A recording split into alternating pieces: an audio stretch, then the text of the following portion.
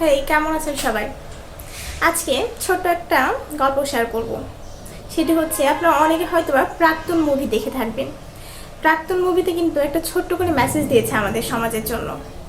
প্রাক্তন মুভির প্রথম পক্ষের যে বউটি রয়েছে মিনালি, তিনি প্রথম থেকে এক্সপেকটেশন নিয়ে সংসার জীবন শুরু করেছিলেন এবং সংসার জীবনে সে সবসময় চেয়ে এসেছে তার হাজব্যান্ড তাকে সময় দিক, তাকে ভালোবাসুক, তাকে একটু বুঝুক।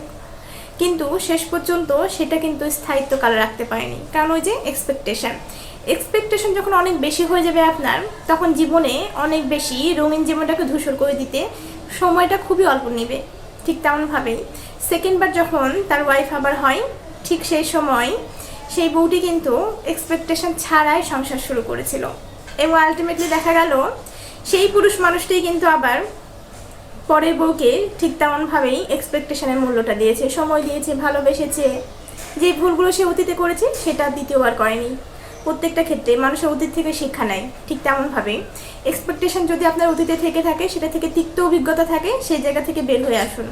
বের হয়ে আসতে কষ্ট হবে হয়তোবা, কিন্তু আপনি পারবেন, আপনার দ্বারা সম্ভব। এক্সপেকটেশন আপনি যত রাখবেন জীবনে, তত বেশি আপনার জীবন কষ্ট হবে এবং তত বেশি আপনি যে কোনো কিছুতেই কান্নার সাগরে ভেসে যাবেন।